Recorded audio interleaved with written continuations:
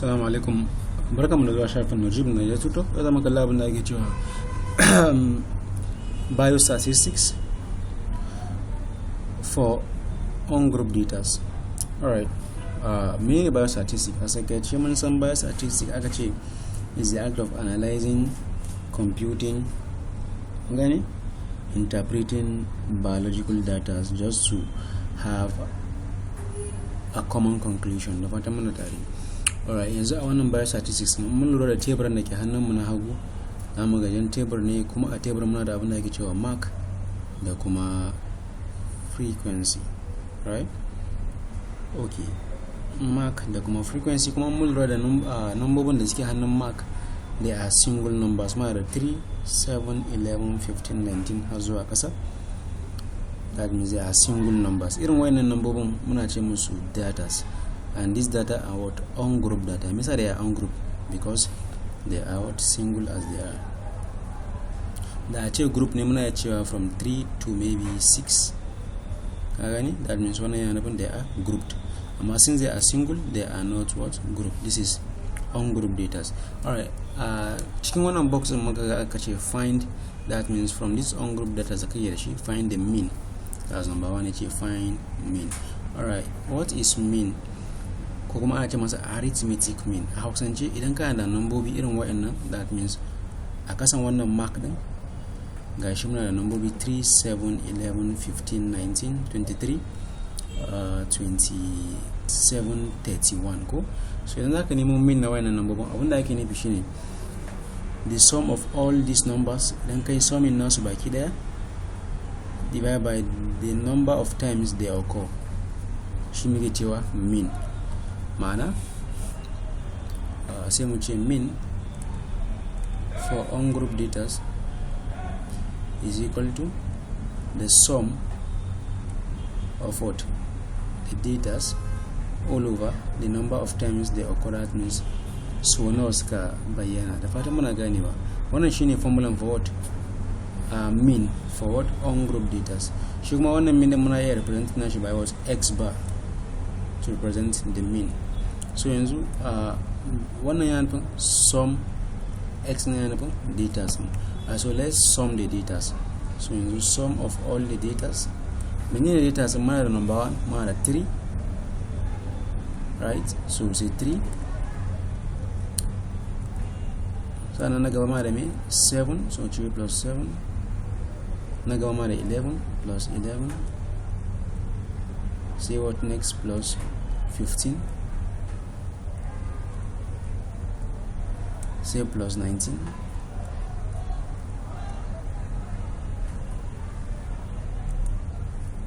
Plus 19. Plus what next? This is 19. Plus 23. Plus 23. Then plus 27.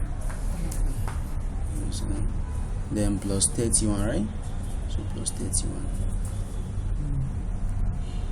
So if we muka iya summing wannan, sai we dividing by the number of times they would happen to occur. So how many times? How many are they here? Muna da 3. This is 1, 2, 3, 4, 5, 6, 7, 8. That means they occur 8 times. That means there are 8. So we say divide by 8, right? So now let's sum all of this. Therefore we say x bar, same x bar again, which is the mean, is equal to.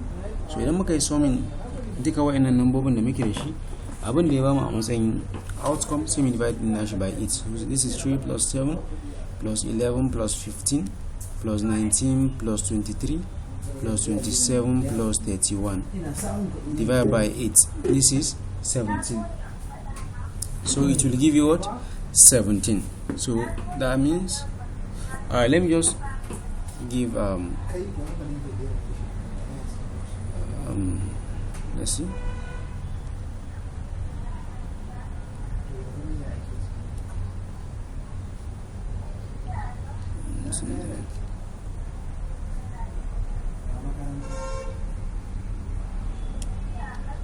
So it gives us 136 divided by 8, which is 17, right? So 136 divided by 8, so it gives us what? 17. So that means the mean is what? 17. Wannan baya bukatar unit, dalili shine there are circumstances wanda zaka sa unit, amma under the circumstance baka bukatar unit. Dalili shine in mun lura daga mark da aka bamu ba a bamu specific units ba, da fata mun gane, amma inda an bamu unit za mu sami unit. Hope you are together. So zuwa ga abu na gaba sai aka ce mu nemo me variance. This is number 2. Find variance. So how do we look for the variance yanzu? Da mun samu variance, shi ma variance for ungrouped data sai da formula na shi. So we see variance, which we represent by sigma square, or we say variance, just VAR, shortcut VAR. So menene wannan variance? Variance for ungrouped data sai da formula kawa haka is a summation of x minus x bar absolute square, see, divide by n. Alright, me duk wayannan terms sun suke nufi. Wannan x din yana nufin the marks or the datas wanda su ne a kasan mark anan, su ne wannan 3, 7, 11, 15, 19, 23 down to 31, right? So menene wannan x bar din? X bar nan is the mean, kuma mean din ne muka samu yanzu nan wacce gata nan, muka ce the mean, which is x bar, is equal to 17. Kunga ba sai mun je wahalar nemo mean ba, kuma already muna da what? Mean. Alright, all over n. Menene wannan n then? That's the number of times they happen to occur. That means so nawa suka appear in wacce mun san so takwas ne ga 1, 2, 3, 4, 5, 6, 7, 8, right? So this is how it happens. So wannan shine formula na me na variance, kuma ga square daga sama. Alright, so yanzu muna so mu nemo variance. How do we look for the variance yanzu? A irin wannan yanayin abin da aka fara yi shine ka duba a formula na ka me da muke da shi. Muna da x, right? Muna da x bar, sannan muna da n. So kamar na fara kuma zan so na zana table. So bari an zana table da zai kunshi wayannan information din. Alright, so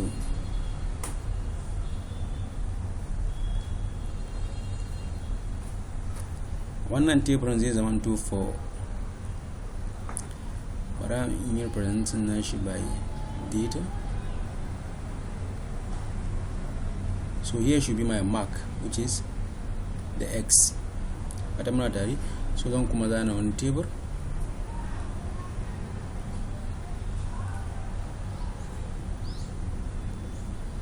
So this should be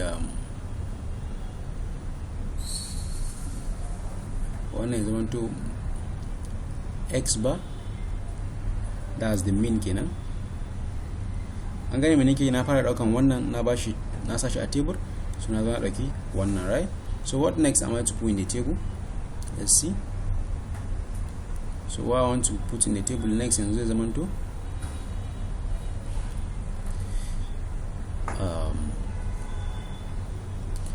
zan sami x minus x bar absolute.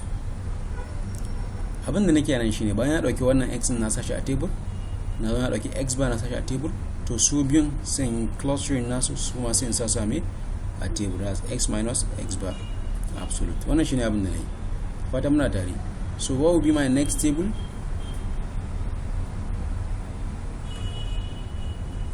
I think that's all for now. Wannan table sun isa, wannan table sun isa. Alright, so how do we go about it yanzu? Menene x namu? X a fadi da as mark muna da 3, right? So let me do something like this. So ana da 3 anan, sannan ana da 7, ga 11, ga 15, ga 19, ga 23, ga 17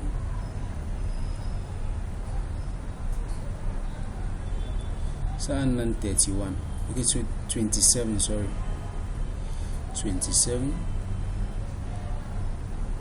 sa'an nan 31. Alright, so let me try to make it something like this.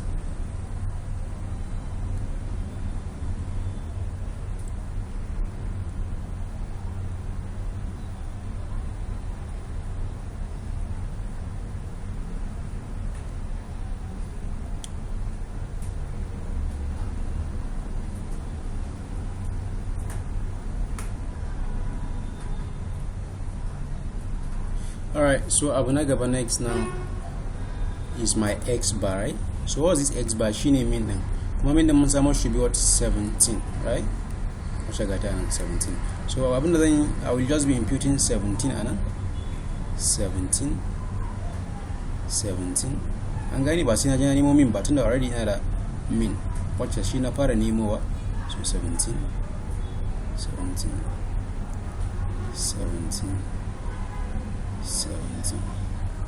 Alright, so me abu na gaba ina da x minus x bar amma what, absolute value nasu. That means abin da absolute yake nufi bara mu ga me yake nufi. Menene x anan? X a fari a wannan gurin is what, is 3.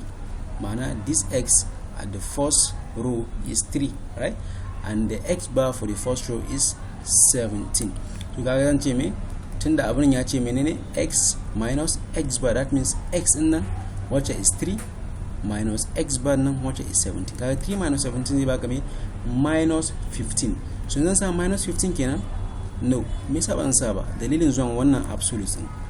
So ko da minus ya zo sai kaddara babu minus, da fata an gane. So yanzu instead of being minus 15 is equal to absolute value which is 15. That means I will not be putting minus. So me abu na gaba kuma, so ina da x minus x bar a row na biyu which is 7 minus 17 wanda zai bani minus 10. So amma da sa minus 10 sai sa kawai 10, that's absolute value. So ina da 11 minus 17 wanda zai bani minus 6. Amma idan na sa absolute, tunda na sa absolute sai sa 6 only, da fatan muna tare. So here will be 6. So ina da kuma 15 minus 17 zai bani minus 3, amma since it is absolute I put 3. So ina da 19 minus 7 yanzu zai kuma bani me, ya bani 2, right? So ina da 23 minus 17 anan wanda zai bani 6, right? So 6. Ina da 27 minus 17 zai bani 10, right? So 10. So you got 31 minus 17, what does it bani? 14. So this is 14. So kun ga inda muka samu shi a sauwaƙe. So yanzu what is remaining next? Daga nan mun ga cewa bayan mun iya samu x minus x bar mun sa absolute din, right? Wacce ita ce wannan box din a takaice. Na zo nan x minus x bar absolute, sai aka samu na amma summation nasu. Me yake nufi kenan wannan summation din na gaba? Summation ne yana nufin duk wani abubuwan da muka samu a kasan x minus x bar absolute sai mu yi adding nasu. That means we have to sum all of this. Wata muna tare. So I'll be summing all of this. So bari an bashi another box from below, and I call this box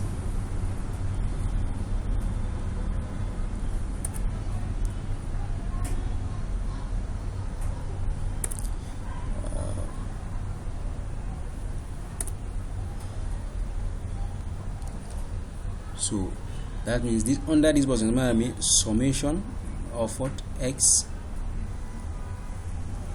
minus x bar absolute, right? So is equal to what? So muka ce 15 plus 10 is 25, plus 6 plus 3 plus 2 plus 6 plus 10 plus 14 is 66. That means 66. That's for the summation. So what will happen next? ina da na samu wannan saman kenan, that means summation of x minus x bar is what 66. so yanzu nan sai in ce is equal to summation of x minus x bar is what 66, amma kan nan mance daga wajen shi akwai mai square all over n. So 66 squared, that means 66 to the power of 2, which is 4,356.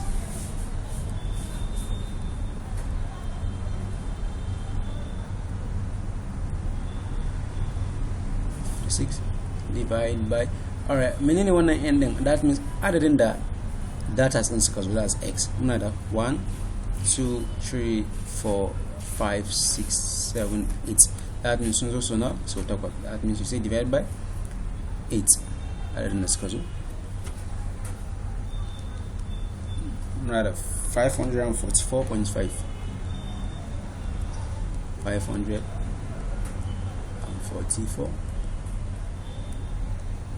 544.5. So no unit a wannan yanayin saboda values da aka ba mu masu dauki units ba. So wannan shine yadda ake nemo variance a sauƙi. So abu na gaba sai ce standard deviation. Alright, standard deviation, so mu ce mu kira shi shortcut SD, standard deviation. So za mu nemo standard deviation yanzu. Menene formula standard deviation? A sauƙi tunda mun riga mun san wannan shine formula na variance, right? For ungrouped data, idan muka yi square rooting wannan formula, za mu samu standard deviation. That means the square root of variance. Square root of variance. And what is variance? One shine variance na gaba ki there. So that means square root of summation of x minus x bar absolute square over n is your standard deviation. So wannan da yake ciki baki daya haka is variance. Kuma mun riga mun samu value na variance wacce is what 544.5. So that means your standard deviation ana is the square root of the variance we obtained. So that means square root of 544.5, right? So maka yi square rooting wannan, maka nemo square din mara 23.3. So your standard deviation is equal to 23.3.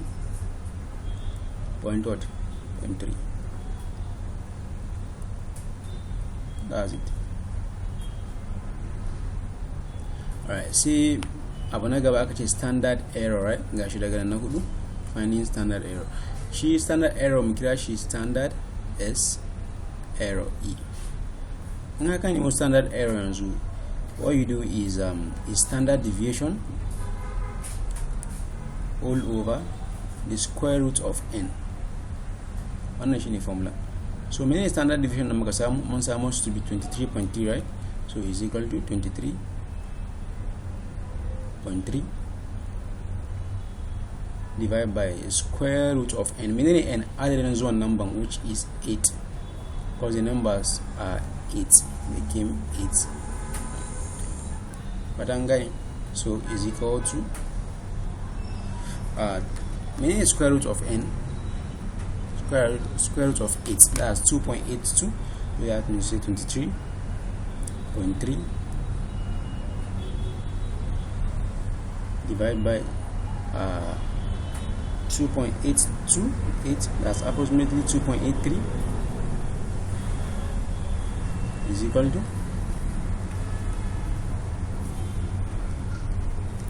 8.237. 8.237 a takaici. So wannan shine da ake nemo mean variance, standard deviation, standard error for ungrouped data. Fata mun gane. So mun dai kawo table of frequency anan, kuma ba mu yi amfani da shi ba, don be confused, saboda inda a ce a group data ne wannan zai buga a very nice rule. In an kalli biostatistics zamu da muka yi for group data, I think mun taba wannan sosai ba laifi, amma wannan since it is ungrouped ba mu da wani gwaggwaban alaka da frequency, shi yasa ba mu taba ba. Amma bari an fahimtar da mu wannan frequency abin da yake nufi shine muka ce 3 sai muka sa frequency to be 4. Abin da yake nufi anan shine uku ya zo har so nawa so hudu. Fatan muna ganewa. Sai muka sa 7 muka sa frequency of 3 yana nufin bakwai ya zo so nawa so uku. Muka sa 11 ya zo so nawa so biyu. Frequency yana nufin adadin da suka zo. So kan mu kuskure, kan mu zamanto confused. Da fatan an gane. Allah ya sa mu dace.